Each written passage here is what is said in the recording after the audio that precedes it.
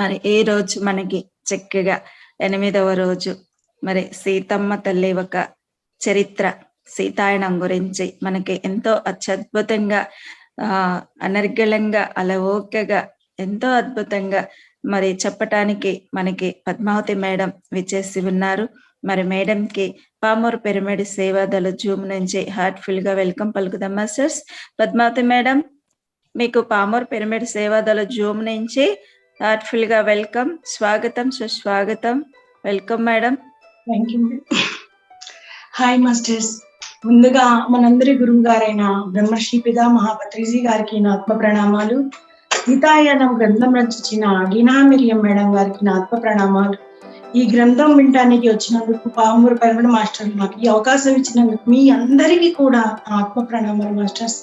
మనం ఈ సీతాయన గ్రంథం చాలా అద్భుతంగా చెప్పుకోవాలి, చాలా కథలు ఉన్నాయి దీంట్లో మాస్టర్స్.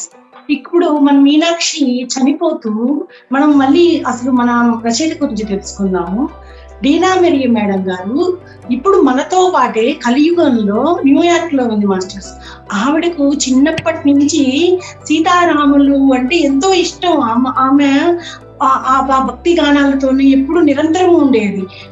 ఆమె ఒక రోజు యాత్రలు చేస్తా అయోధ్య నగరానికి కూడా వెళ్ళి, ఇక్కడే కదా, ఈ నది దగ్గరే కదా, సరియు నది దగ్గరే కదా సీతమ్మ తల్లి ఉంది, ఈ భూమి మీదే కదా సీతమ్మ తల్లి నడిచిందని ఎంతో పరవశించిపోతుందంట డీనా మిరియం మేడం గారు. న్యూయార్క్ లో ఉన్నప్పటికీ ఆ తల్లికి భూమి అంటే మన భారతదేశం అంటేనే ఎంతో ప్రేమ.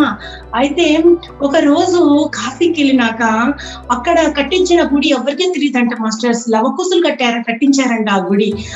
ఆ గుడిలోకి వెళ్ళినాక అద్వితీయమైన అనుబంధం, ఎక్కడికి వెళ్ళినా లేని ఫీలింగ్ ఈ గుడిలో నాకు చాలా బాగుంది, నేను ఇక్కడ ధ్యానం చేస్తాను అని చెప్పి డీనా మిరియం మేడం గారు అక్కడికి వెళ్ళి ధ్యానం చేయంగానే సీతారాములు ప్రత్యక్షమయ్యి, బిడ్డ నేను చెప్పింది మీరు రాయి తల్లి పుస్తకము, ఈ గ్రంథము ఇప్పుడు ప్రజలకు అవసరము అని చెప్పి ఆ కథలన్నీ మా రామచంద్రుల వారు మన డీనా మిరియం మేడం గారికి చెబితే ఆ మేడం సీతాయన గ్రంథం ద్వారా మనకు తెలియజేసింది మాస్టర్. ఇకపోతే త్రేతాయుగంలో మన డీనా మిరియం మేడం గారు మీనాక్షిగా జన్మ తీసుకుంది. మీనాక్షిగా సీతమ్మ తల్లితో పాటే పెరిగి అక్కడ సీతమ్మ తల్లితో పాటే అరణ్యవాసాలకు వెళుతూ ఆనందమును చూసుకుంటూ మళ్ళీ సీతమ్మతో పాటే పెళ్ళైపోయినాక వివాహానంతరము అయోధ్య నగరానికి వెళ్తుంది.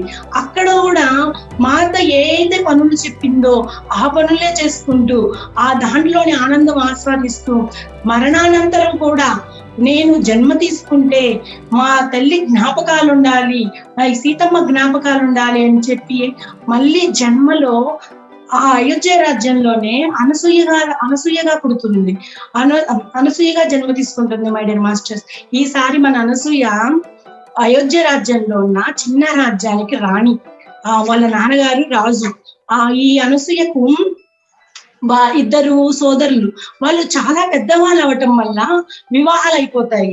ఈ అమ్మాయి చిన్నపిల్ల అవటం వల్ల అక్కడే పనిచేసుకుంటూ ఒక్కటి ఇప్పుడు పెరుగుతా ఉంటుంది అన్నమాట. కానీ ఈ అమ్మాయిలో గత జన్మ తాలూకాలు ఏంటంటే సేవా దృక్పథం.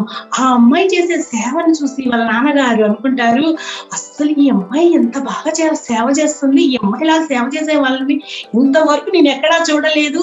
మన అమ్మాయి ఎక్కడికైనా అత్త మామల దగ్గరికి వెళ్తే వాళ్ళు ఎంతో అదృష్టవంతులు అనసూయ అని చెప్పి చెప్పుకుంటా ఉంటారు. ఇక ఈ అమ్మాయికి వివాహం చేద్దాము అని చెప్పి అనసూయ దగ్గరికి వచ్చి, అనసూయ నీకు పెళ్లి చేస్తామమ్మా, పెళ్లి చేసుకో అంటే అనసూయలో ఎక్కడ లేని దుఃఖము, బాధ, భయం అన్ని తనుకొని వస్తాయి.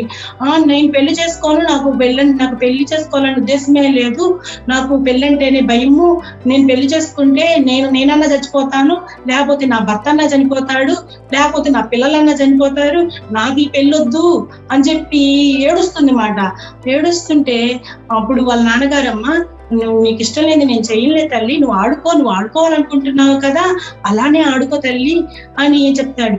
అప్పటికి ఇప్పుడు మనం ద్వాపర యుగంలోకి వచ్చాం మై డియర్ మాస్టర్స్. త్రేతాయుగం అయిపోయి ద్వాపర యుగం.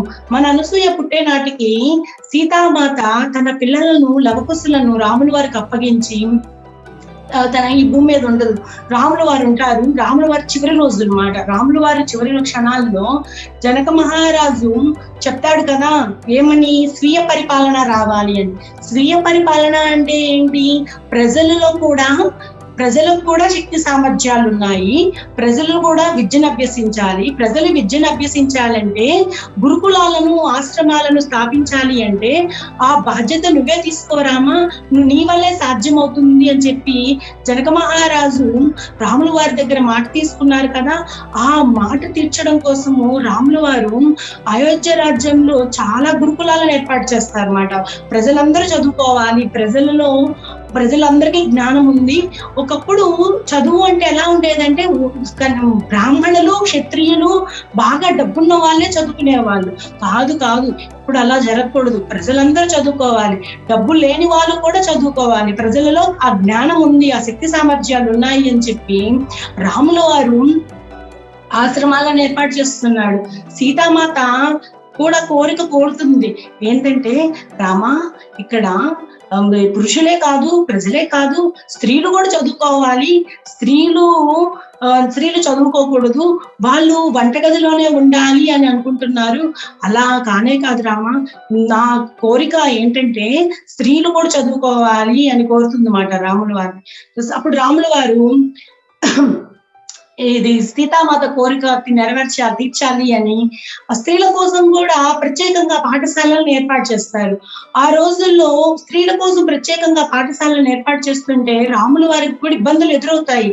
వాళ్ళందరూ కూడా స్త్రీలు చదువుకోవడం ఏంటి, ఆ స్త్రీలు ఇళ్లలోనే ఉండాలి, వంట చేస్తూ ఉండాలి, ఇది కరెక్ట్ కాదని చెప్పి రాముల వారికి చెప్తుంటే, రాముడు కాదు, ఇలా జరగకూడదు, స్త్రీలు చదువుకోవాలి అని చెప్పి స్త్రీల కోసం వాళ్ళు వచ్చినా రాకపోయినా నేను చేసేది అని చెప్పి ఆ పాఠశాలను స్థాపిస్తారన్నమాట.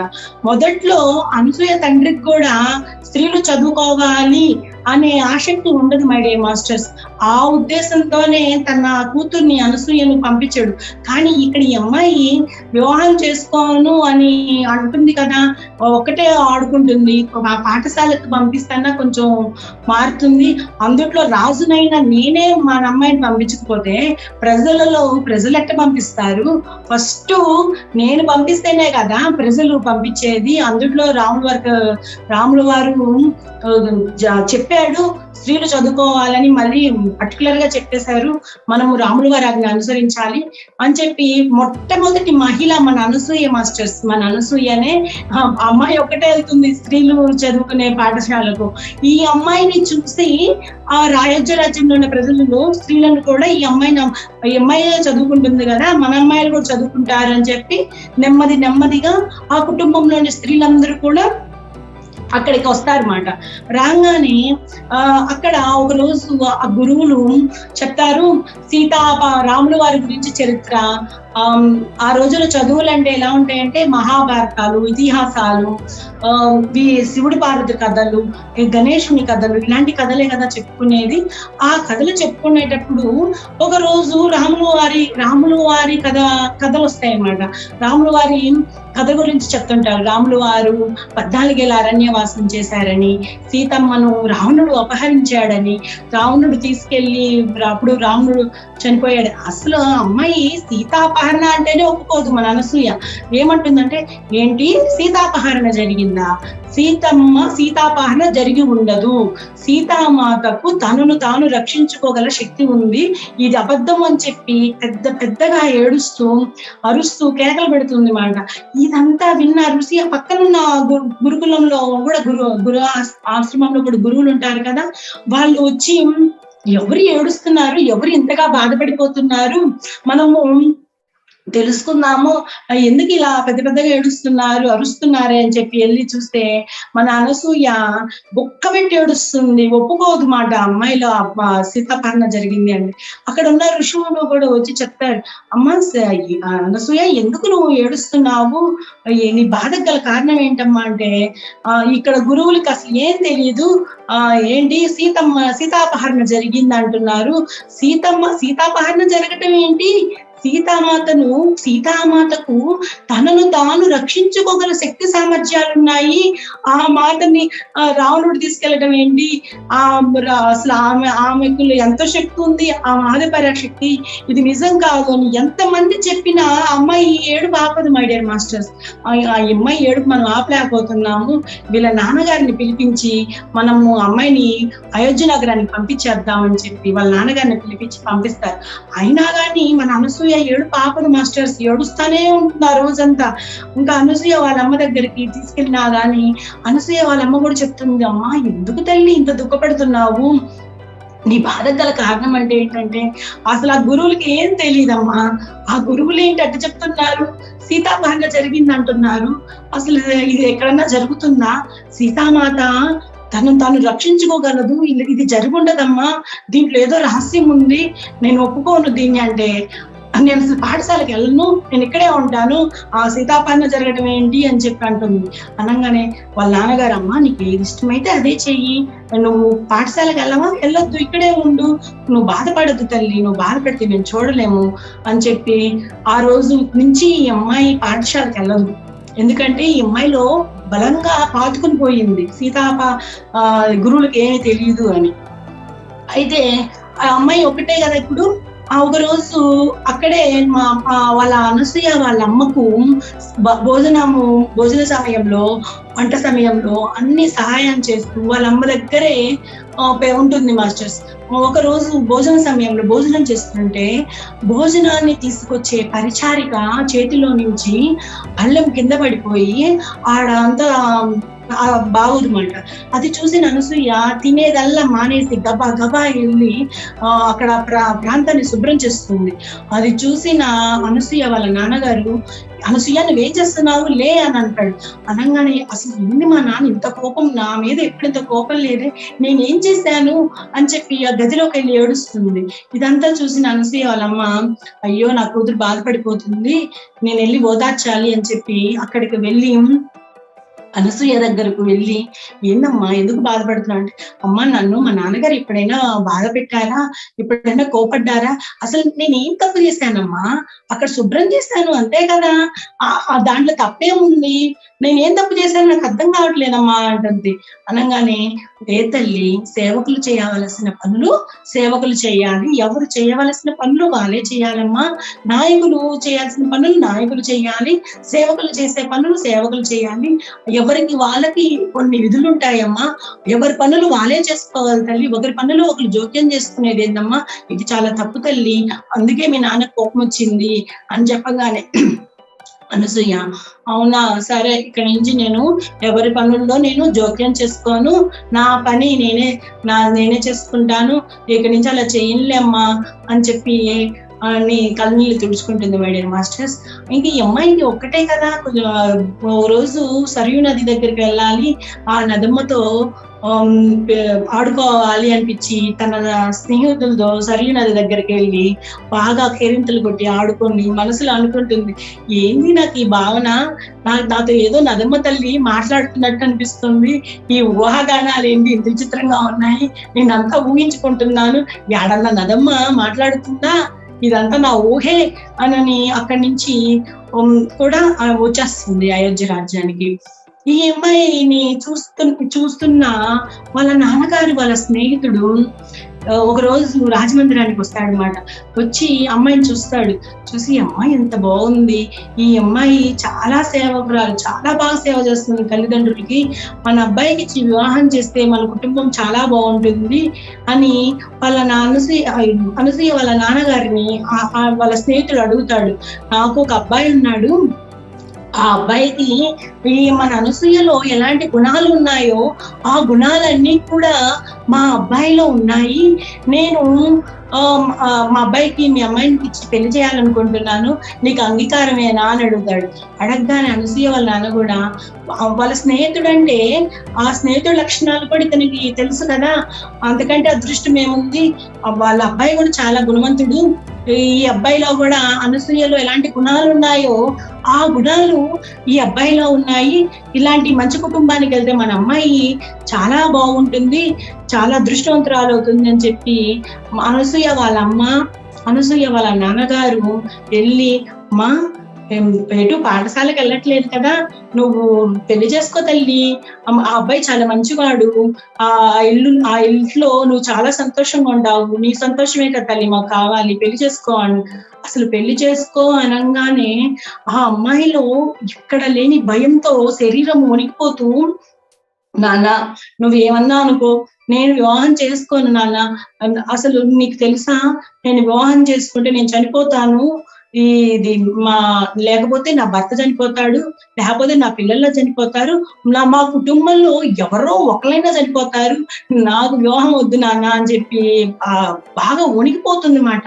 ఆ వణుకుని ఆ యొక్క వీళ్ళు అనసూయ వాళ్ళమ్మ వాళ్ళ నాన్నగారు చూసి, అమ్మాయి ఇలా ఉనికిపోతుంది, ఎందుకు ఇలా భయపడుతుంది, అమ్మ తల్లి నువ్వు బాగా భయపడద్దమ్మా, మేము చెయ్యంలే, నీవు ఎప్పుడైతే పెళ్లి చేసుకోవాలనుకుంటావో అప్పుడే చేస్తాము, నువ్వు భయపడద్దమ్మా, నీకు అసలు ఎవరు చెప్తున్నారు నీకు ఈ మాటలు, ఎందుకు ఇలా భయపడుతున్నావు అని అంటే అనసూయ వాళ్ళమ్మ అనుకుంటుంది, మై డియర్ మాస్టర్స్, ఇవి గత జన్మ తాలూకాలు అయి ఉంటాయండి. ఈ అమ్మాయిలో గత జన్మలో ఏదో భయం అనేది ఉంది, బాగా పాతుకొని ఉంది. మనము ఈ అమ్మాయిలో భయం పోగొట్టడానికి మార్గాలు ఎతకాలి. ఈ అమ్మాయిలో భయం పోయినాకే మనము వివాహం చేయడానికి సిద్ధంగా ఉండాలి అని చెప్పి అనసూయ వాళ్ళమ్మ పూజలు, హోమాలు, అన్ని ఔషధ మొక్కలు, రసాయాలు, కషాయాలు అన్ని తాగుతుంది. ఎన్ని వాడించినా ఈ అమ్మాయిలో భయము అనేది పోవటంలా.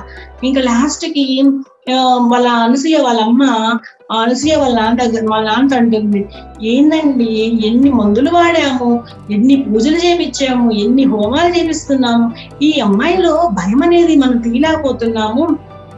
కానీ నాకు ఒకరు తెలుసండి, ఈ అమ్మాయిలో భయం పోగొట్టాలి అంటే మిథిలారాజ్యంలో సీతమ్మతో పాటు పెరిగి మళ్ళీ సీతమ్మతో పాటు అయోధ్యలోకి వెళ్ళిన ఒక్కగానొక పరిచారిక, ఆ అమ్మాయి ఆవిడ ఇంకా బతికే ఉందంట.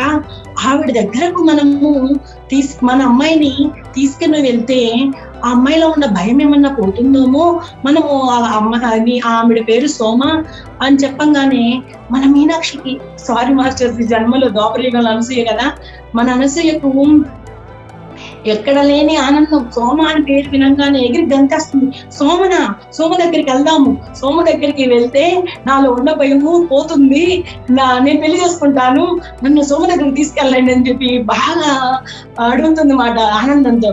ఇంకా వీళ్ళకి కూడా అర్థమవుతుంది, అమ్మ వెళ్దామమ్మా సోమ దగ్గరికి, అది చాలా దూరము, అది అడవిలో ఉంటుంది ఆవిడున్న కుటీరము, ఆవిడ చాలా వృద్ధురాలు, ఆవిడ దగ్గరికి వెళ్ళాలి అంటే మనము అన్ని సిద్ధం చేసుకోవాలి, భోజనం అక్కడికి వెళ్ళే దారి మార్గంలో తినడానికి కూడా ఏముండదు, ఆ ఏర్పాట్లన్నీ చూసుకోవాలి, వెళ్తాం తల్లి అన్ని ఏర్పాట్లు చేస్తాము అని చెప్పి వాళ్ళ నాన్నగారు ఆ సోమ దగ్గరకు వెళ్ళడానికి అన్ని వసతి సదుపాయాలను చూస్తారు అనమాట.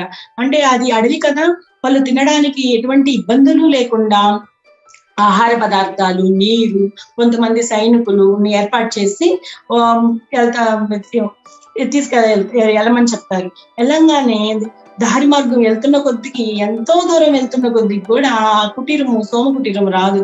ఈ అమ్మాయికి మనసులో ఎంతో ఆనందం, ఎందుకంటే సోమను కలుస్తున్నాను అనే ఆనందం ఈ అమ్మాయిలో ఉండి అనసూయ వాళ్ళ అమ్మ అంటుంది, అనసూయ నేను ఎప్పుడు నీలో ఇంత ఆనందం చూడలేదు, ఈ సోమ అని మనం కలుస్తామో లేదో కూడా తెలియదు, సోమ బతుకుందో లేదో కూడా తెలియదు, నువ్వు దానికి సిద్ధంగా ఉండాలి తల్లి, నీ ఆనందము చాలా సంతోషిస్తున్నావు, సోమను కలుస్తున్నావు అని హెచ్చరిస్తుంది మాట.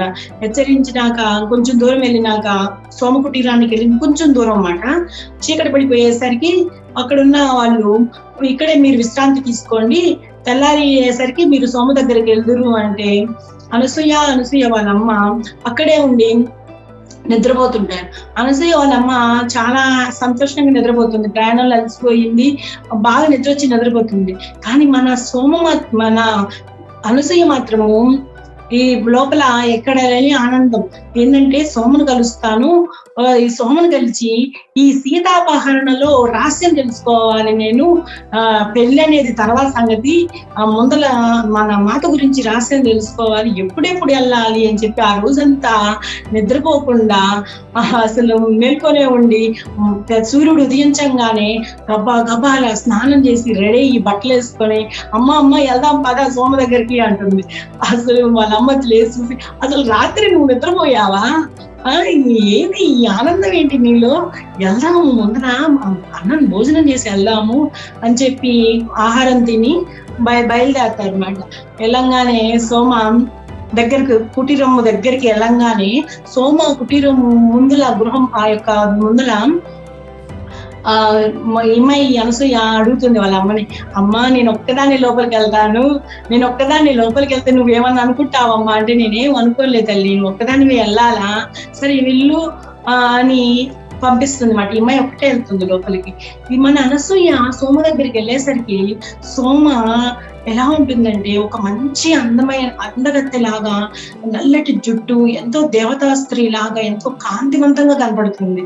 కానీ అబ్బాయి ఏంటి ఎంత అందంగా ఉంది సోమ, మా అమ్మ ఏంటి వృద్ధురాలని చెప్తుంది అని చెప్పి కొంచెం ముందుకెళ్తుంది. కొంచెం ముందుకెళ్ళంగానే ఆ అందమైన స్త్రీ మళ్ళీ వృద్ధురాలుగా మారిపోతుంది. ఇదేంటి, ఒకసారేమో అందంగా కనపడింది, ఇప్పుడేమో వృద్ధురాలుగా కనపడుతుంది. ఇదంతా చూస్తున్నా నాకు నవ్వాలా, ఏడవాలా, ఇక్కడి నుంచి వెళ్ళిపోవాలా, నాకేం అర్థం కావట్లేదే. సరే ఉందాము, మా అమ్మాయి మా సోమ కళ్ళు తెరిచేసరికి అని చెప్పి అక్కడే ఉంటుంది. ఇంకా కాసేపడినాక సోమ ధ్యానంలో నుంచి లేచి చూస్తుంది మాట ఎదురుగా ఉన్న అమ్మాయి. చూసి ఎవరు నువ్వు అంటే, నా పేరు అనసూయ అని చెప్పంగానే, అనసూయ నువ్వు, సోమకు తెలిసిపోతుంది మై డియర్ మాస్టర్స్, ఈ అనసూయ గత జన్మలో మీనాక్షి అని సోమకు చాలా చక్కగా తెలుసు. అందుకే రా బిడ్డ అని చెప్పి పక్కన కూర్చోబెట్టుకొని ఏం పేరు నీ పేరు అని అడుగుతుంది. అనసూయ అని చెప్పంగానే సోమ అనుకుంటుంది, మీ నాన్నగా అమ్మ ఎంత మంచి పేరు పెట్టారు, అనసూయ అత్రి మహర్షి భార్య. ఆవిడ ఈ భూమి మీదకు ఎన్నో గొప్ప గొప్ప పనులు చేసింది, కానీ ఆ తల్లి గురించి ఎవరికి తెలియదు. ఈ భూమిని ఉద్ధరించడానికి ఈ మందాకిని అనే నదినే తీసుకొచ్చింది. అంత గొప్ప పేరు పెట్టినందుకు మీ అమ్మా నాన్నలు ఎంతో అదృష్టవంతులమ్మా అని చెప్తుండగానే అనసూయ వాళ్ళమ్మ కూడా లోపలికి వస్తుంది. లోపలికి వచ్చి ఇంకా అనసూయ వాళ్ళమ్మ కూడా తెలుసు ఈ అమ్మాయిలో జిజ్ఞాస ఏంటి, సీతాపహరణ, ఈ అమ్మాయిలో సీతాపహరణ జరిగిందనే విషయము సీతమ్మ తల్లి చివరి క్షణాల్లో ఉన్న సోమకు సీతమ్మ ద్వారానే తెలుసుంటుంది. ఈ అమ్మాయిల ముందర అదే తెలియాలని చెప్పి అనసూయ కూడా సీతాపహరణ, మా అమ్మాయి సీతాపహరణ జరిగింది అంటే ఒప్పుకోవటం లేదండి, సీతాపహరణ అంటేనే ఒప్పుకోవటం లేదు, ఎవరు ఎంత చెప్పినా ఒప్పుకోవటం లేదు, మీరు చెబితే ఏమన్నా వింటుందేమో అని అడుగుతుంది మాట. అడగగానే సోమ అనసూయతో, అనసూయ సీతాపహరణ జరగకపోతే ఏం జరుగుంటుంది అనుకుంటున్నావు నువ్వు, ఏం జరుగుంటుందో నువ్వు చెప్పు అని అంటుంది. అనగానే ఏమో నాకేం తెలుసు, సీతాపహరణ జరుగుండదు, సీతామాతకు తనను తాను రక్షించుకోగల శక్తి సామర్థ్యాలు ఆమెలో ఉన్నాయి, ఆమె అది పరాశక్తి, ఆవిడకు అసలు అడవిలోనే ఏ జంతువులు ఏంటనేది చాలా చక్కగా తెలుసు, మాతకు తెలిసినట్లుగా ఎవరికి తెలియదు, ఆ శక్తి సామర్థ్యాలు ఎంతో గొప్పవి. అలాంటి ఆవిడను సీతమ్మను రావణాసురుడు తీసుకెళ్తాడా, అది నేను ఒప్పుకోను అని చెప్తే అప్పుడు సోమ అనసూయతో, అవునమ్మా నువ్వు చెప్పింది నిజమే, నువ్వు చాలా కరెక్ట్గా చెప్పావు, సీతామాత తనను తాను రక్షించుకోగల శక్తి సామర్థ్యాలు ఉన్నాయి, కాకపోతే ఈ భూమిని రక్షించడానికి, రాక్షసులను వధించడానికి, రావణుడిని చంపడానికే వాళ్ళు ఒక గొప్ప ప్రణాళిక వేశారు. సీతారామ లక్ష్మణులు వాళ్ళు ముగ్గురు కలిసి మనము రావణుడిని చంపాలి అంటే ఎవరో ఒకరు ఆ రాక్షస కూటంలోకి వెళ్ళాలి అని చెప్పి రాములు వారు అడుగుతుంటే సీతామాత నిర్ణయం తీసుకుంటుంది. దానికి నేను ఈ భూమాత రక్షించడానికి నేను ఆ పని చేయడానికి సిద్ధంగా ఉన్నాను, ఆ రాక్షస రాజ్యంలోనికి వెళ్ళడానికి నేను సిద్ధంగా ఉన్నాను రామ, నా అనుమతి నేను ఇస్తున్నాను, ఆ రాజ్యంలోకి నేను వెళ్తున్నాను అని చెప్పి అంటుంది. అంటే ఇక్కడ సీతామాత అనుమతితోనే జరిగింది. సీతామాత ఎప్పుడైతే ఆజ్ఞ ఇచ్చిందో అప్పుడే రావణుడు సీతామాత దగ్గరకు రాగలిగాడు. అంతేగాని ఇక్కడ రావణుడు ఏమి బలవంతుడు శక్తివంతుడు ఏం కాదు, మన సీతమ్మ తల్లి శక్తివంతురాలు అని చాలా చక్కగా వివరిస్తుంది. అప్పుడు మన మనసులో ఎక్కడ లేని ఆనందం, అబ్బా నాకు నిజమే కదా, సీతమ్మను నేను అనుకుంటున్నాను సీతమ్మే గొప్పది అని, ఇది ఇప్పుడు ఈ రోజు ఈ సోమ ద్వారా విన్నాను. ఇప్పుడు నాకు నిజం తెలిసిపోయింది. మా అమ్మా నాన్నలు ఎవ్వరు చూపించినా వాళ్ళని పెళ్లి చేసేసుకుంటాను, నాకు ఏ కషాయాలు వద్దు అని చెప్పి అమ్మాయి ముఖం బాగా మెరిసిపోతుంది అన్నమాట. ఇంకా అది ఎంత చూస్తున్న అనసూయ వాళ్ళ అమ్మకు కూడా అనిపిస్తుంది, ఈ అమ్మాయి పెళ్లికి సిద్ధంగానే ఉంది, ఇక్కడికి రావడం నిజంగా చాలా అదృష్టము అని చెప్తుంది. అప్పుడు ఇంకా అమ్మాయి అడుగుతుంది మాట 14 ఇంకా నాకు సీతమ్మ కథలు తెలుసుకోవాలని ఉంది అంటే, తొందరేముందమ్మా, ఇప్పుడే కదా వచ్చారు, చూడు మన ఆశ్రమం చుట్టూ పక్షులు జంతువులు నేను పెట్టే ఆహారం కోసం గింజల కోసం ఎదురు చూస్తున్నాయి, వాటికి మనము గింజలు ఆహారము పెట్టి భోజనం పెట్టి మనము మళ్ళీ సీతమ్మ కథలు చెప్పుకుందామని చెప్పి ఈ సోమ కుటీరం ముందు ఉన్న పక్షులకు జంతువులకు ఆహారం పెట్టి, మీరు కాసేపు విశ్రాంతి తీసుకోండి, చాలా దూరం నుండి వచ్చారు కదా అని చెప్పి అనమాట. వీళ్ళు కూడా కాసేపు విశ్రాంతి తీసుకొని మన సోమ దగ్గర కథలు వినటానికి, మన సీతమ్మ కథలు వినడానికి వస్తారు మై డియర్ మాస్టర్స్. ఇంకా పోతే భోజనము పెట్టే విషయంలో అంటే అది ఈ భోజనము సమయం రాగానే అన్నం తినాలి, భోజనం పెట్టాలి అందరికీ అనేది మన మాతే సీతమ్మ తల్లి నేర్పింది. సీతమ్మ తల్లికి జనక మహారాజు సునియన మాతలు నేర్పారు. ఎవరైనా వస్తే లేదు అని పెట్టకుండా లేదు అని వాళ్ళ కడుపు నిండా అన్నం పెట్టాలి, అది మన బాధ్యత అని చెప్పి సీతమ్మ తల్లికి జనక మహారాజు సునియన మాతలు నేర్పారు. అదే విద్య మన తల్లి సీతమ్మ తల్లి అయోధ్య నగరానికి తీసుకువెళ్ళింది. వాళ్ళు చాలా గొప్ప మాస్టర్లమ్మా. వాళ్ళు జనక మహారాజు రాజ్యంలో, మిథిలా రాజ్యంలో ఎవరైనా వచ్చారు అంటే ఎప్పుడు ఆ ఋషులు వస్తారు, ఇక్కడికి ఋషులు వస్తారు, ఈ టైంలో ఋషులు వస్తారు, ఈ టైంలో అతిథులు వస్తారు, ఈ టైంలో ఎప్పుడు మన రాజ్యాన్ని సందర్శించడానికి చాలా మంది వస్తారు, ఈ యొక్క వంటశాలలు ఎప్పుడు తెరిచే ఉంచాలి, వచ్చిన వాళ్ళకు భోజనం పెట్టాలి అని చెప్పి ఎప్పుడు ఆ వంటగదులు తెరిచే ఉంటాయి మై డియర్ మాస్టర్స్.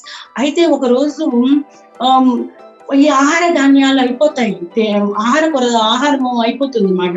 అయిపోగానే జనక మహారాజు అనుకుంటాడు, అర్రే ఆ భోజన పదార్థాలు అయిపోయినాయి, ఇప్పుడు ఎలా మనము ఎక్కడి నుంచి తీసుకురావాలి అని అనుకునే లోపలే అక్కడ ఉన్న రైతులు, మిథిలా రాజ్యంలో ఉన్న రైతులు జనక మహారాజు దగ్గరికి వచ్చి, రాజా మేము మా పంటలు చాలా బాగా పండినవి, ఇదిగోండి మా వరిధాన్యాలని చెప్పిస్తారు. కొంతమందేమో మా తోటల్లో కూరగాయలు చాలా అద్భుతంగా పండినవి, రాజా ఇగో కూరగాయలు అని చెప్పిస్తారు. అలా రాజ్యంలో ఉన్న రైతులందరూ కూడా వాళ్ళ పంటల్లో పండించుకున్నవన్నీ ఆ రాజు దగ్గరకు, ఆ జనక మహారాజు దగ్గరకు వచ్చిస్తారు అనమాట. అప్పుడు అర్థమవుతుంది జనక మహారాజుకి, నిజమే కదా, ఇస్తేనే మనకి ఇంకా డబుల్ అవుతుంది. ఇప్పుడు వాళ్ళు ఇచ్చింది కొంచెమే, ఋషులకు అక్కడికి వచ్చిన వాళ్ళకు పెడుతున్నారు. కానీ ఇప్పుడు చూడండి మాస్టర్స్, ఎన్ని మూటలు వచ్చి పడుతున్నాయో, చాలా బాగా అద్భుతంగా వస్తున్నాయి అన్నమాట. వాళ్ళకి ఆహార ధాన్యాలు, పప్పు ధాన్యాలు అన్నీ వస్తున్నాయి. లేవు అనుకుంటా ఆ పోషాగారము ఆ వరి ధాన్యాలతో నిండిపోయింది మాస్టర్స్. అయితే ఇదంతా వింటున్న అక్కడ ఉన్న ఋషి కూడా అడుగుతాడు, అవును ఇది నిజమే, ఇది జనక మహారాజ్ చెప్పింది అక్షర సత్యము, ఇస్తేనే పెంచబడుతుంది. ఒక నదీ ప్రవాహము ఆ నదీ ప్రవాహం నీరు పొంగి పొరలిపోకుండా ఆగిపోయిందనుకో, ఆ నదిలో మట్టి పేరుకొని పోయి ఆ నీరు తాగడానికి పనికిరాదు. అలా కాకుండా ఆ నదమ్మ తల్లి ప్రవహించిందనుకో, ప్రవహిస్తూ పోతుందనుకో, ఆ నది తాగడానికి ఉపయోగపడుతుంది. మనం ఇది నేర్చుకోవాలి, ఇస్తేనే మనం ఇస్తేనే మనకి ఇంకా వస్తుంది అనేది మనము ఈ జనక మహారాజు సునియనల దగ్గర నేర్చుకోవాలి. సో మనం చెప్పింది అద్భుతంగా ఉంది కదా అని చెప్తారన్నమాట. చెప్పంగానే ఇంకా చెప్తుంది జనక మహారాజు సునియనల గురించి, వాళ్ళ రాజ్యాల యొక్క విశిష్టత గురించి. జనక మహారాజు సునియనామాత రాజ్యంలో ఒక రోజు కరువు ఏర్పడింది మాస్టర్స్. అంటే అక్కడున్న రైతులకు కూడా వ్యవసాయము సరిగ్గా పండగ ధాన్యాల కొరత అనేది ఏర్పడంగానే కొంచెం వచ్చిన వాళ్ళకి కొంచెంగానే పెడతా ఉంటారు అనమాట.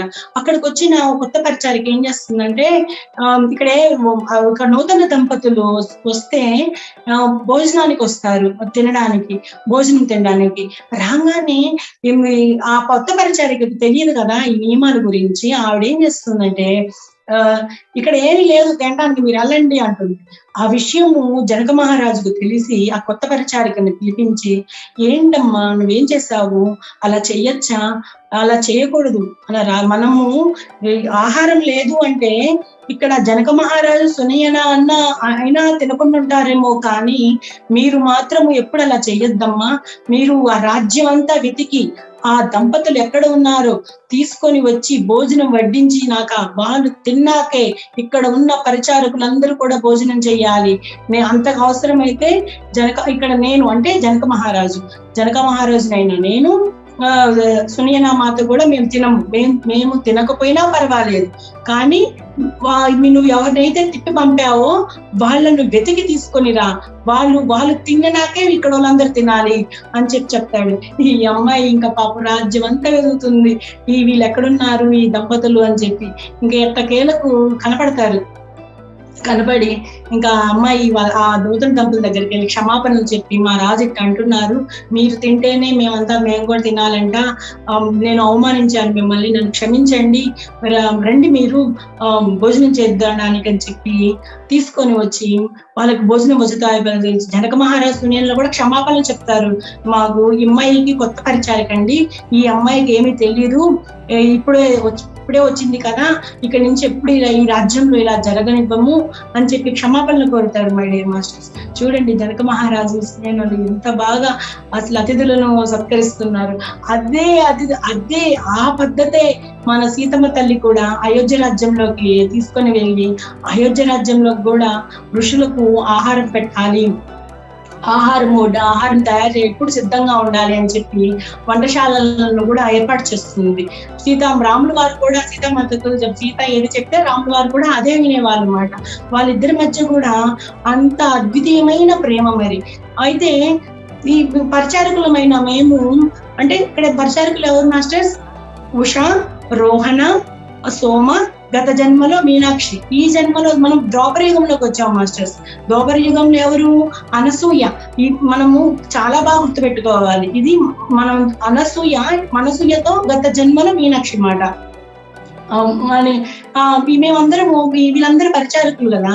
అయోధ్య నగరానికి వెళ్ళినాక ఒక చూస్తారు ఏంటంటే, మన సీతమ్మ తల్లి ఈ యొక్క మిథిలా రాజ్యంలో తన గదిలో ఎలా అయితే ఉందో, ఎలాంటి చిత్రాలు ఉన్నాయో, ఎలాంటి దేవుని పటాలు ఉన్నాయో, ఎలా అలంకరించుకుందో, ఆమె యొక్క గది ఎలా అయితే ఉందో, ముందుగానే కౌశల్య రాణి అయోధ్య రాజ్యంలోని నుంచి కొంతమంది పరిచారకులను పంపించి అలానే ఆ గది ఉండేటట్టు అయోధ్య రాజ్యంలో ఏర్పాటు చేస్తుంది.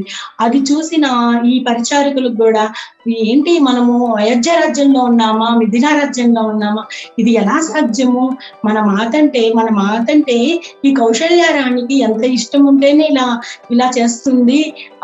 మన మాత అప్పటికి వాళ్ళు ఈ అత్తలు కౌశల్య గాని, కైకేయి గాని, సుమిత్ర గాని వీళ్ళెవరూ సీతమ్మ తల్లిని చూడలేదు. సీతమ్మ తల్లిని చూడక ముందే ఆ తల్లి మీద ఎంత ప్రేమను కురిపించారు ఈ రాణులు. నిజంగా చాలా గొప్ప విషయము అని చెప్పి అనుకుంటారు అన్నమాట ఆ యొక్క గదిని చూడంగానే.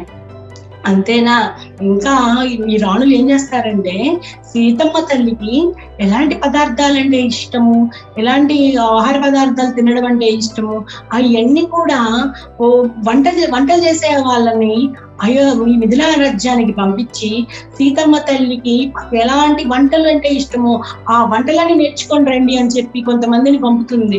అది కూడా అద్వితీయం. అసలు అయోధ్య రాజ్యంలో ఆ రాణులు మన సీతమ్మ తల్లిని చూడలేదు, కానీ ఎంత ప్రేమను కురిపించారోను, వాళ్ళు బాగా చూసుకున్నారు మన సీతమ్మ తల్లిని అని చెప్పి ఈ జనక మహారాజు సున్యన గురించి, వాళ్ళ యొక్క సీతమ్మ తల్లి వాళ్ళ అత్తల గురించి చెప్తుంది మేడం మాస్టర్స్. చెప్పినాక మధ్యాహ్నం అవుతుంది. ఈ కథలన్నీ చెప్పుకునేసరికి మళ్ళీ భోజనం సమయం వస్తుంది అన్నమాట. మనము భోజనం టైంలో భోజనం తినాలి. మనం భోజనం సమయంలో భోజనం కానీ తినలేదంటే మాత ఒప్పుకోదు, మాత ఇష్ట ప్రకారమే జరగాలి, మీరు వెళ్ళి భోజనం చేద్దాం, మనం వెళ్ళి భోజనం చేద్దారండి అని చెప్పి సోమ వాళ్ళ అనసూయ, వాళ్ళ అమ్మను అనసూయకు అక్కడ ఎవరైనా ఋషులు వస్తారేమో భిక్షాటనకి అని చెప్పి ఎదురు చూస్తూ ఉంటుంది. ఎదురు చూస్తూ ఉంటే ఒక ఋషి కనపడతాడు అనమాట. అమ్మయ్య, ఈ రోజు మనకు భోజనం వడ్డించడానికి మన ఇంటికి ఒక అతిథి వచ్చాడు అని చెప్పి ఆ ఋషివర్యని పిలిచి, ఋషివర్య ఇలా రండి భోజనం చేద్దామని చెప్పి ఆ ఋషివర్యకు కూడా వాళ్ళందరూ కలిసి భోజనం చేస్తారన్నమాట. అక్కడ ఉన్న ఋషివర్య అంటాడు, అసలు ఈ సోమయ్య ఈ అడవిలో మా కోసమే ఉంది, మేము ధ్యానం చేస్తూ ఎప్పుడు అడవిలో మేము తినకుండా ధ్యానాలు చేస్తూ ఎప్పుడు ధ్యానంలోనే ఉండిపోతాము. మేము ఎక్కడికి వెళ్ళినా మాకు ఆహార పదార్థం దొరకదో కానీ మేము ఖచ్చితంగా ఈ సోమ దగ్గరికి వస్తే మాత్రం ఖచ్చితంగా మాకు భోజనం పెడుతుంది. ఈ సోమ తల్లి మా కోసమే ఇక్కడ ఉంది, మాకు అన్నం పెట్టడానికి ఇక్కడ ఉంది అని చెప్పి అంటాడు. ఆ మాటలు వింటున్న సోమ, నిజమే, నేను ఎందుకు ఇక్కడ ఇంకా నన్ను సీతామాత ఎందుకు ఉంచిందో నాకు అర్థం కావట్లేదు, నాకు ఇప్పుడు అర్థమవుతుంది. నేను నా ద్వారా సీతమ్మ కథలు చెప్పడానికే నేను ఇక్కడ ఉన్నట్టు అనిపిస్తుంది. కానీ సీతమ్మ తల్లి ఎప్పుడొచ్చి నన్ను తీసుకెళ్ళినా నేను సిద్ధంగానే ఉన్నాను ఋషివర్య ఆ తల్లి దగ్గరికి వెళ్ళడానికి, కానీ సీతమ్మ కథలు చెప్పడానికే నేను ఇక్కడ ఉన్నట్టుంది, నాకు అది అర్థమవుతుంది అంటే ఆ ఋషి కూడా చేతులు కడుక్కుంటూ, అమ్మా సోమ, నువ్వు వెళ్ళొద్దు తల్లి, నువ్వు మా దగ్గరే ఉండు, నువ్వు వెళ్ళిపోతే మమ్మల్ని ఎవరు చూసుకుంటారు అని అంటాడు. అంటే మాతొచ్చి తీసుకెళ్ళాలి, మాతొచ్చి తీసుకెళ్ళేలాగా నేను ఇక్కడే ధ్యానం చేస్తూ ఇక్కడున్న ఋషులందరికీ భోజనాలు వడ్డిస్తూ సీతమ్మ కథలే చెప్తాను అని సీతమ్మ కథలు చెబుతూ ఆ కుటీరంలో ఉంటుంది మై డియర్ మాస్టర్స్. ఇక అనసూయ వాళ్ళ అమ్మకు ఆ ఋషులకు ఈ కథ స్టార్ట్ చేస్తుంది, సీతమ్మ కథ. వీళ్ళు 14 ఏళ్ళు అరణ్యవాసం చేశారు. అంటే 14 ఏళ్ళ అరణ్యవాసంలో ఈ కైకేయి 14 ఏళ్ళ అరణ్యవాసం వెళ్ళారు అంటే కైకేయి మాత వల్లనో ఈ యొక్క ఆవిడ దగ్గర పనిచేసే పరిచారిక వల్లనో కాదు, ఇది లోక కళ్యాణం కోసం జరిగింది, ఇది జరగాలని జరిగింది. రాముడు అయోధ్య రాజ్యంలో ఉన్నాడు అంటే ఆ రాజ్యమే పరిపాలిస్తాడు. కానీ మన రాముల వారు అడవికి వెళ్తే ఆ అడవిలో ఎంతో మంది రాక్షసులు ఈ ఆత్మవిద్యను నేర్చుకోనీయకుండా చేయటానికని పుస్తకాలను దగ్ధం చేస్తున్నారు. ఈ ఆపేందుకే సీతమ్మ తల్లి, రాముల వారు, లక్ష్మణుల వారు అడవికి వెళ్ళారు. ఇక్కడ కైకేయి రాణి తప్పు లేదు, ఆవిడ దగ్గర పనిచేసే పరిచారిక తప్పు లేదు, అవి తెలుసుకోవడానికి బాహ్య కారణాలే.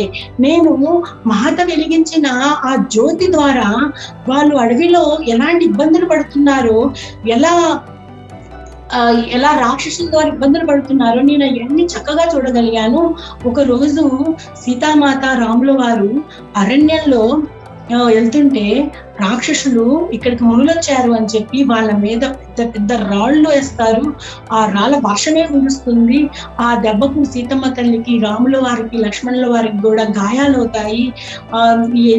ఏంటి ఇంత వైపరీత్యం చేస్తున్నారు వీళ్ళు అని చెప్పి రాముల వారు కూడా తన శక్తితో వాళ్ళకు కనబడకుండా ఉంటారన్నమాట. ఆ శక్తితో ఆ రాక్షసులకి కనపడకుండా రాక్షసులు అనుకుంటారు ఇక్కడ ఆ ఋషివర్యులు లేరు, వాళ్ళు మన దెబ్బకి పారిపోయినట్టుంది, మన ఇక్కడ లేరులే ఈ ఋషులు, మనం వెళ్ళిపోదాము. కానీ ఒకవేళ మనకు కనపడకుండా దాముకున్నారనుకో, ఇక్కడ ఉన్న ఆహార పదార్థాలు తిని వీళ్ళు బతుకుతారు. మనం ఏం చేద్దామంటే వీళ్ళకి ఇక్కడ ఆహారము దొరకనీయకుండా ఈ అడవులను దగ్ధం చేసేద్దాము, కాల్ చేసామనుకో, ఈ అడవులను తగలబెట్టామనుకో, ఈ ఈ కాలంలోనే వాళ్ళు కూడా చనిపోతారు అని చెప్పి ఆ అడవులన్నీ కాల్ చేసి వెళ్ళిపోతారు అనమాట. వెళ్ళిపోగానే వాళ్ళు వెళ్ళిపోయినా కాసేపటికి సీతారామ లక్ష్మణులు వచ్చి చూస్తారు. అర్రే ఏంది ఎంత ఎంత అన్యాయం చేశారు, అమాయకమైన పక్షులు ఆ చెట్ల మీద ఉంటే ఇప్పుడు ఈ యొక్క చెట్లు కాలిపోయడం వల్ల ఈ చెట్లతో పాటు ఆ పక్షులు కూడా చనిపోయాయి, ఆ జంతువులు కూడా చనిపోయాయి. ఏంది ఇంత వైపరీత్యము, ఈ రాక్షసులు ఎంత పని చేశారు, మనకు ఆహారం దొరకకూడదని ఈ అడవులనే కాల్చివేశారా, ఈ రాక్షసులు చేసింది చాలా తప్పు, ఈ అడవులు కాల్చివేయబడుతున్నాయని చెప్పి సీతమ్మ తల్లి చాలా బాధపడిపోతుంది మై డియర్ మాస్టర్స్. పడంగానే సీత మనం అరణ్యవాసం వచ్చింది కూడా ఇందుకేను, 14 ఏళ్ళ అరణ్యవాసం అంటే ఇక్కడ రాక్షసులను చంపడానికే మనం వచ్చాము సీత, మనము ఇలా చంపుకుంటూనే ముందుకెళ్దాము, ఇక్కడున్న రాక్షసులందరినీ చంపుకుంటా మనం ముందుకెళ్దాం సీత, నువ్వు బాధపడవద్దు అని చెప్తుంటే లక్ష్మణుడికి పాపం ఆకలేస్తుంటుంది. ఇప్పుడు దాకా వీళ్ళు యుద్ధం చేశారు రాక్షసులతో. లక్ష్మణుడు, మనము వాళ్ళతో యుద్ధం చేశాము, ఇప్పుడు దాకా నాకు ఆకలిగా ఉంది, మనకి ఇప్పుడు తినటానికి కూడా ఇక్కడ చెట్ల మీద కాయలు లేవు, ఏమీ లేవు, మనం ఏం తినాలన్నా అని చెప్పడంగానే సీతమ్మ తల్లి అంటుంది, లక్ష్మణ నీకు ఆకలిగా ఉందా, మనకి భూమాత చెట్ల మీదే కాదు ఆహార పదార్థాలు ఇచ్చేది, ఈ భూమిలో కూడా తన బిడ్డల కోసము ఆహార పదార్థాలు దాచి ఉంచుతుంది, నాకు తెలుసు అవి ఎక్కడున్నాయో అని చెప్పి మాత అక్కడికి వెళ్ళి గుంట తీసి దుంపలు తీసుకొచ్చి ఇదిగో మన ఆహారము అని చెప్పి ఆ దుంపలు తింటారు మేడం మాస్టర్స్. చూడండి అస్సలు ఆ సీతారాములకి ఆ రాక్షసులు ఎన్ని ఇబ్బందులు పెడతారు. ఆ రాక్షసులు ఆ రాళ్ళు ఇసిరినప్పుడు ఆ రామ లక్ష్మణ సీతామాతలకు కూడా దెబ్బలు తగ్గి రక్తం కారుతుంది మేడం మాస్టర్స్. అయినా కానీ పట్టించుకోరు. ఇంకా వాళ్ళ యొక్క ధ్యేయం ఏంటంటే ఇంకా రాక్షసులను చంపుకుంటా వెళ్ళాలనేదే వాళ్ళ ధ్యేయం, ఈ భూమాతను కాపాడాలనేదే వాళ్ళ ధ్యేయం. ఇంకా ఆ దుంపలు తిని ఇంకా అక్కడి నుంచి ముందుకెళ్తుంటారు అనమాట. ముందుకెళ్తుంటే రాముల వారు ఇంకా ఇంకా రాక్షసులు ఉంటారు కదా, ఆ రాక్షసులను చంపుకుంటూ ముందుకెళ్తారు. అక్కడ ముందుకెళ్ళినప్పుడు ఈ రాక్షసులతో యుద్ధం చేస్తున్నప్పుడు రాముల వారికి లక్ష్మణుల వారికి దెబ్బలు తగిలితే సీతామాత వీళ్ళ యొక్క గాయాలను నయం చేయాలని చెప్పి ఔషధ మొక్కల కోసం వెళ్తుంది. ఔషధ మొక్కల కోసం వెళ్ళినప్పుడు అక్కడ ఒక దృశ్యం చూస్తుంది. ఏంటంటే అడవిలో కూడా రాక్షసులతో పాటు అడవి మనుషులు కూడా ఉంటారు కదా, వాళ్ళు ఏం చేస్తారంటే అక్కడ ఆహారం కోసము జంతువులను ఎగిరే పక్షులను కొడతా ఉంటారు. ఇంకా సీతమ్మ తల్లి అది చూసి ఏం చేస్తున్నారు మీరు, ఈ జంతువులను చంపడం ఏంటి, ఆ ఎగిరే పక్షులను చంపడం ఏంటి, జీవహింస చేయరాదు, జంతువులను తినకూడదు, మీరు ఏం చేస్తున్నారు, ఇది చాలా తప్పు అని హెచ్చరిస్తుంది. ఆ మాటలు వింటున్న అడవి మనుషులు, అమ్మా నువ్వు ఇక్కడ రాక్షసులు మేము ఇక్కడ ఉండకూడదని ఈ అడవులను కాల్చివేస్తున్నారు, మాకు తినడానికి ఇక్కడ ఏం లేదమ్మా, నీళ్లను కూడా మాయం చేస్తున్నారు, తాగడానికి నీరు లేదు, మేము బతకాలి కదా, మేము బతకాలి అంటే మేము కూడా జంతువుల మీద ఆధారపడాలి కదా అని చెప్తున్నారు. ఆ మాటలకు సీతమ్మ తల్లి, మీరు ఇది చాలా తప్పు, నేను ఒక విద్య నేర్పుతాను, వ్యవసాయం నేర్పుతాను, మీకు ఈ భూమిలో ఎలా గింజలు నాటాలి, పంటను ఎలా వృద్ధి చెందాలి, వృద్ధి చెందిన పంటను ఎలా దాచుకోవాలి అనే విద్యను నేర్పుతాను. ఈ విద్యను మీరు కానీ నేర్చుకున్నట్లయితే మీ పిల్లలకు కూడా ఇదే పద్ధతి వస్తుంది అని చెప్పి మాత ఆ అడవి మనుషులకు వ్యవసాయం నేర్పుతుంది మై డియర్ మాస్టర్స్. చూడండి ఇక్కడ రాముల వారు అడవిలో రాక్షసులను చంపుకుంటూ వెళ్తుంటే సీతమ్మ తల్లి అక్కడ అడవి మనుషులకు వ్యవసాయం నేర్పుతుంది మై డియర్ మాస్టర్స్. ఇది ఎంత అద్భుతమో మనకి ఎక్కడా తెలియదు ఈ విషయము, సీతమ్మ తల్లి అడవి మనుషులకు వ్యవసాయం నేర్పుతుంది అని. ఇంకా ముందుకెళ్తారన్నమాట. అంటే ఇక్కడ రాక్షసులను చంపుతూ వీళ్ళు అక్కడే ఉండరు, ఇంకా ముందుకెళ్ళాలి, ఇంకా ముందుకు వెళ్ళి ఇంకా అక్కడ ఎవరైనా రాక్షసులు ఉన్నారేమో చూసుకుంటా చంపుకుంటా వెళ్ళాలన్నమాట. ఇంకా ఒక రోజు ఒక చోటుకి వెళ్తే అక్కడ కొంతమంది ఎన్నో గాయపడిపోయి ఉంటారు అనమాట. ఎందుకంటే బాగా గాయాలు, రక్తం గారక, కొంతమంది బిడ్డలను కోల్పోయి ఏడుస్తా ఏడు బాగా బాధపడిపోతా ఉంటారు. మాత అదంతా చూసి ఇక్కడ ఏం జరిగింది అని అడుగుతుంది. అడిగితే వాళ్ళు చెప్తారు, అమ్మ ఇక్కడ రాక్షసులు ఉన్నారు తల్లి, ఆ రాక్షసులు ఇక్కడున్న వాళ్ళ మీద దాడులు చేశారు. ఆ దాడి జరగటం వల్లే కొంతమంది తల్లులు బిడ్డలను కోల్పోయారు, కొంతమంది భార్యలు భర్తలను కోల్పోయారు, కొంతమందికి కుటుంబాలే నాశనం అయిపోయాయమ్మా. చూడు వీళ్ళందరికీ బాగా దెబ్బలు తగిలి ఉన్నాయి అని చెప్పంగానే, మాత మీరు బాధపడద్దు, మీ రాముల వారు ఇక్కడికి వచ్చిందే రాక్షసులను చంపడానికి, నేను ఈ ఔషధ మొక్కలు తీసుకొని వస్తాను, ఔషధ మొక్కలు తీసుకొని వచ్చి వాళ్ళకి చికిత్స చేస్తాను, వారు బాగుంటారు అని చెప్పి మాత అడవిలోకి వెళ్ళి ఆ ఔషధ మొక్కలను తీసుకొచ్చి అక్కడ ఉన్న ప్రజలకు పోస్తుంది అన్నమాట. ఒక డాక్టర్ లాగా వచ్చేస్తుంది మేడం మాస్టర్ మన సీతమ్మ తల్లి. అయితే ఇంకా ముందుకెళ్ళంగానే ఒక చోటే ఉండరు వీళ్ళు, రాక్షసులను చంపుకుంటూ ఒక చోటే ఉండకుండా ఇంకో చోటికి వెళ్ళాలన్నమాట. అక్కడికి వెళ్ళంగానే ఆ కుటీరము అత్రి మహర్షి అనసూయ మాత కుటీరం అన్నమాట. అక్కడ కూడా రాక్షసులు ఏం చేస్తారంటే, ఈ అత్రి మహర్షి అనసూయ వాళ్ళు చాలా గొప్ప ఋషులు. వాళ్ళు ఎంత ఆధ్యాత్మికత పుస్తకాలు తీసుకొచ్చారంటే, వాళ్ళు దేవతలు చెప్పినవన్నీ చక్కగా ఉన్నత లోకాలలో దేవతలు ఎలాంటి విద్యనైతే చెప్పారో అవన్నీ చక్కగా రాసి గ్రంథాల రూపంలో తీసుకొచ్చారు. ఆ గ్రంథాలను ఎప్పుడెప్పుడు తగలబెట్టాలా, ఎప్పుడెప్పుడు నాశనం చేయాలని రాక్షసులు కాసుకొని కూర్చున్నారు అనమాట.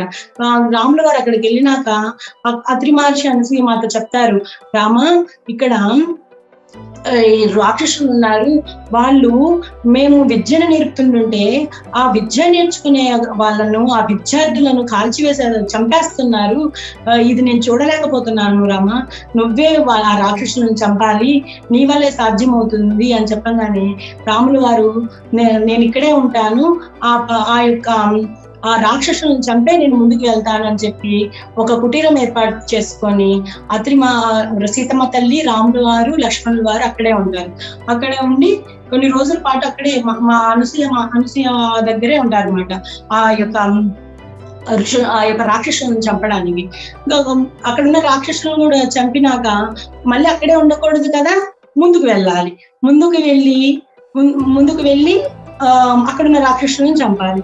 ఇంకా ఇక్కడ ఎవరు లేరు, రాక్షసులు ఎవరు లేరు, మాకు సెలవిప్పించండి, మేము ముందుకు వెళ్తాము, కొంచెం ముందుకు వెళ్ళాలి అని చెప్పి అక్కడి నుంచి బయలుదేరి ముందుకు వెళ్తుంటే దారిలో ఒక ఋషి కనపడి అడుగుతాడు, ఈ రామ మీకు ఎటువైపుగా వెళ్తున్నారు అని అడుగుతాడు. అంటే మేము పంచవటి కాదు మాస్టర్ సార్, అది కొంచెం ముందుగా వెళ్తున్నాము, దక్షిణ పదం వైపు వెళ్తున్నాము అని చెప్పారు. అయితే అక్కడికి వెళ్ళే మార్గంలో ఒక గుహ ఉంది, ఆ గుహ అయితే మీకు బాగా క్షేమంగా ఉంటారు, మీరు ఆ గుహ దగ్గరికి వెళ్ళండి అని చెప్పి ఈ గుహను చూపిస్తాడు అనమాట ఋషివర్య. మాటకు ఆ గుహ దగ్గరికి వెళ్ళినాక అంటుంది, అబ్బాయి ఈ గుహ చూడటానికి చాలా బాగుందండి, ఈ గుహలో మనం సురక్షితంగానే ఉండగలము, కానీ ఒకటే ఒక లోటు కనపడుతుంది అని అంటుంది. ఏం లోటు సీత అంటే, నాకు ఇక్కడ దాహంగా అనిపిస్తుంది, మంచినీళ్ళు తాగాలనిపిస్తుంది, ఇక్కడ నీటి కొరత ఉన్నట్టుందండి, ఇక్కడ చుట్టుపక్కల ఎక్కడా కూడా నీరు లేదు, ఇక్కడ నీరు అనేదే లేదు, మనం ఇక్కడ కొన్ని రోజులు ఉండాలంటే మనకి నీరు కావాలి కదండి అని చెప్పంగానే, సీత నీకు దాహంగా ఉందా, నేను ఇక్కడ ఎక్కడైనా వెళ్ళి ఎతికి తీసుకొస్తాను, నువ్వు నీటి కోసము నేను వెళ్తానని చెప్పి బయలుదేరుతుంటే అక్కడ ఒక నీటి శబ్దం ఏర్పడుతుంది. మా రాముల వారికి ఏంటి ఇక్కడ నీటి శబ్దం ఏర్పడుతుంది అని చెప్పి చూడంగానే ఆ నీటి శబ్దము పెరిగి ఒక పెద్ద కొలనుగా మారి ఆ నీటిలో నుంచి ఒక నదీ దేవత ప్రత్యక్షం అవుతుంది. ఇంకా రాముల వారు సీతమ్మను పిలిచి, సీత నువ్వు దాహము అనగానే నీ కోసము నగమ్మ ఇక్కడికి వచ్చింది, రా చూద్దు అని చెప్పి పిలుస్తారు. ఇంకా సీతమ్మ తల్లి కూడా వచ్చి, అమ్మయ్య ఇక్కడ నీరు లేదనుకున్నాను, నువ్వు మా కోసం ఇక్కడికి వచ్చావు అని చెప్పి కృతజ్ఞతలు తెలుపుతుంది. అక్కడ ఉన్న నది మా చెప్తుంది మాట, రామ నా పేరు గోదావరి, నేను ఇక్కడ మీకు దాహం తీర్చడానికే వచ్చాను, ఇక్కడ ఎక్కడా చుట్టుప్రక్కల నీరు అనేది లేదు, కానీ మీరు సురక్షితంగా ఉండాలి అంటే ఈ గుహ చాలా బాగుంటుంది, మీకోసము నేను నీటిని ఇక్కడ ఉంచుతాను, ఈ నీరు మీరు భోజనానికి, బట్టలు తుక్కోవడానికి, స్నానానికి ఉపయోగించండి అని చెప్పి అనగానే రాముల వారు సీతా తల్లి సంతోషంతో రాముల వారు సమృద్ధిగా ఉండుగాక అని చెప్పి వరం ప్రసాదిస్తాడు అన్నమాట. సీతమ్మ తల్లి నువ్వు సమృద్ధిగా ఉండటంతో పాటు నీ చుట్టుపక్కల ఉన్న జీవరాశులకు, పక్షులకు, జంతువులకు, మనుషులకు అందరికీ నీ గోదావరి నదమ్మ ఎక్కడుంటే అక్కడ పంటలు సస్యశ్యామలుగా పండుతాయి అనే వరం కూడా ఇస్తున్నానమ్మా, నీకెంతో కృతజ్ఞతలు అని చెప్పి ఆ నదమ్మ తల్లికి కూడా నమస్కారం చేయగానే ఆ నదమ్మ తల్లి కూడా అసలు నాకు మీరు ఎంత గొప్ప వరం ఇచ్చారు, నేను ఎక్కడ ఉంటే అక్కడ పంటలు సస్యశ్యామలంగా పండుతాయి, నా దగ్గరికి పక్షులు, జంతువులు వచ్చి ఆ దాహాన్ని తీర్చుకుంటాయి, నేను నిజంగా ఎంతో అదృష్టం చేస్తున్నాను రామా, మీరు ఇక్కడ కొన్ని రోజులు ఉండినాక ఇంకా ముందుకు వస్తారు కదా పంచవటికి, అక్కడ నేను మీకోసం ఎదురు చూస్తూ ఉంటాను, మీ రాక కోసము నాకు ఇక్కడ సెలవిప్పించండి, ఇక్కడ మీరు ఉండటానికి, దాహం తీర్చుకోవడానికి కొంచెం నీరుని ఇక్కడ ఇచ్చి వెళ్ళిపోతానని చెప్పి ఆ నదమ్మ తల్లి, గోదావరమ్మ తల్లి ఆ పంచవటికి వెళ్ళిపోతుంది అన్నమాట. ఆ ప్రవాహము ఆ గోదావరి నదమ్మ ఈ సీతారాముల కోసము ఎదురు చూస్తూ ఉంటుంది మై డియర్ మాస్టర్స్. అయితే ఒకరోజు సీతమ్మ తల్లికి ఆహార పదార్థాలు, భోజనం వడ్డించడానికి చాలా కొరత ఏర్పడుతుంది, తినడానికి కొంచెమే ఉంటుంది. అప్పుడు మాత అనుకుంటుంది, అయ్యో రాముల వారికి చాలా శక్తి అవసరము, లక్ష్మణుల వారికి కూడా చాలా శక్తి అవసరము, వాళ్ళు వాళ్ళు రాక్షసులతో యుద్ధం చేయాలంటే వాళ్ళలో చాలా శక్తి ఉండాలి, ఈ ఆహార పదార్థాలు వాళ్ళకే వడ్డించాలి, నేను తినకూడదు అని చెప్పి మాత వాళ్ళు ముగ్గురు కూర్చున్నాక ఈ రోజు నాకు ఆకలిగా లేదండి, మీరు తినండి అని చెప్పి రాముల వారికి, లక్ష్మణుల వారికి వడ్డిస్తుంది.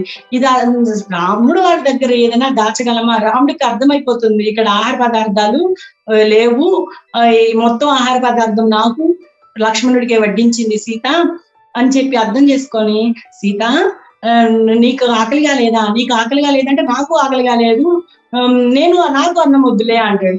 లక్ష్మణుడు ఏమో అన్నయ్య నువ్వు తినకపోతే నేను తిన్నా అంటాడు. ఇద్దరు ఒకరు ఇక్కడ రాముల వారు సీతమ్మ కోసం అన్నం తిన్నాడు, రాముల వారి కోసం లక్ష్మణ అన్నం నువ్వు తిను అంటారు అనమాట.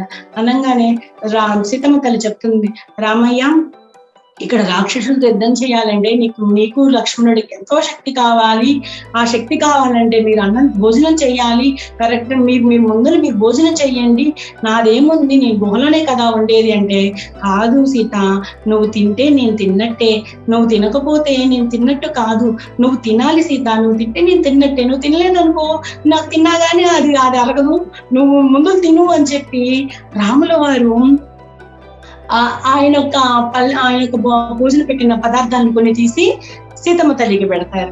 లక్ష్మణుడు కూడా, వదినా నువ్వు నాకు నా మాతతో సమానము, నువ్వు నా తల్లి తినకుండా నేను ఎలా తింటాను, నా తల్లి తింటేనే కదా నేను తినేది అని చెప్పి లక్ష్మణుల వారు కూడా తనలో భోజనములో ఉన్న ఆహార పదార్థాలు కొన్ని తీసి మనం సీతమ్మ తల్లికి పెడతారు అనమాట. ఇక్కడ చూడండి మాస్టర్స్, ఇక్కడ ఆఫ్ అయ్యిందేమో రాముల వారికి, లక్ష్మణ వారికి, మన సీతమ్మ తల్లి కొమ్మ బాగా మంచి ఆహారం అన్నమాట, ఫుల్ మీల్స్ వచ్చేసేసింది. అలా వాళ్ళ యొక్క ప్రేమ అనురాగాలు పెంచుకుంటూ ఆ రాజ్యం అంతా ఆ రాక్షసులను చంపుకుంటూ ఇంకా పంచవటి దాకా వెళ్తారు మై డియర్ మాస్టర్స్. అంటే ఇక ఈ రోజు మనం నేర్చుకుంది ఏంటంటే 14 ఏళ్ల అరణ్యవాసంలో ఉన్న రహస్యము. 14 ఏళ్ల అరణ్యవాసంలో ఉన్న రహస్యము ఏంటంటే, రాముల వారు రాక్షసులను చంపుతుంటుంటే సీతమ్మ తల్లి వాళ్ళకు గాయాలు అవుతుంటే వాళ్ళ ఔషధ మొక్కలు తీసుకొచ్చి వాళ్ళకి సేవ చేస్తూ, అక్కడున్న ప్రజలకు కూడా జంతువులను తినకూడదు, జీవహింస చెయ్యరాదు, జీవులను చెప్పకూడదని చెప్పి అక్కడ ఉన్న ఆటవిక మనుషులకు కూడా వ్యవసాయము అనే విద్యను నేర్పింది మై డియర్ మాస్టర్స్. మనము ఇంకా ఎన్నో కథలు ఉన్నాయి, సీతాపహరణలో కానీ సీతాపహరణ చెప్పుకున్నాము, ఇంకా అగ్ని ప్రవేశంలో ఇంకా చాలా కథలు ఉన్నాయి మై డియర్ మాస్టర్స్. మళ్ళీ కలుద్దాము. థ్యాంక్ యూ మాస్టర్స్, నాకు ఈ అవకాశం ఇచ్చినందుకు.